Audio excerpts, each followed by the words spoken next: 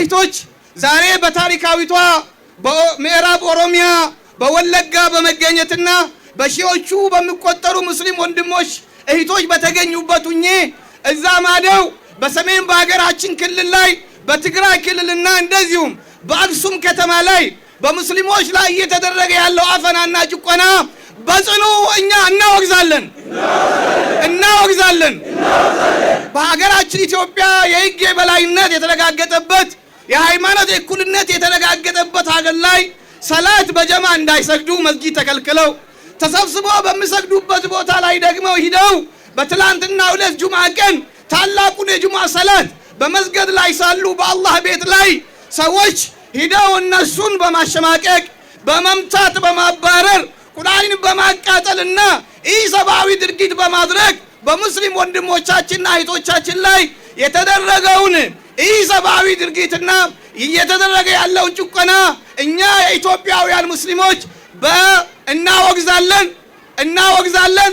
ይሄንን ጉዳይ መንግስት ተከታትለው መንግስት የሕግ የበላይነትን ማስከበር፣ የዜጋ ነጻነትን ማስከበር፣ የሃይማኖት እኩልነትን ማስከበር ያለበትን ሕገ መንግስታዊ ግዴታ መንግስት መወጣት አለበት የሚለውን መልእክት አሳልፋለሁ።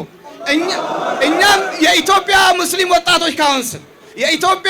ወጣቶች ካውንስል ይሄንን ኢሰብአዊ ድርጊት ይሄንን አፈናና ጭቆና በወንድሞች በእህቶች ላይ እየደረሰ ያለው በሰሜኑ በሀገራችን ክልል በአክሱም ከተማ እየተደረገ ያለውን በጽኑ እናወግዛለን።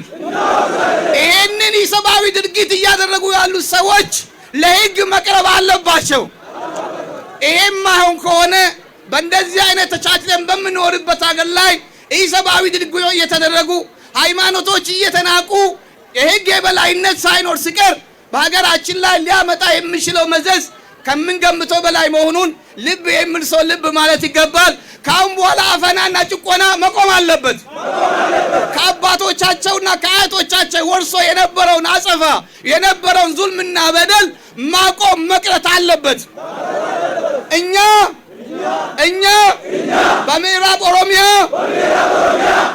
ኦሮሚያ በወለጋ የምንኖር ሙስሊም ወንድሞች አክሱም ከተማ ላይ እየደረሰባቸው ያለውን ዙልም እናወግዛለን። በሙስሊሞቹ ላይ እየደረሰ ያለውን ዙልም እናወግዛለን።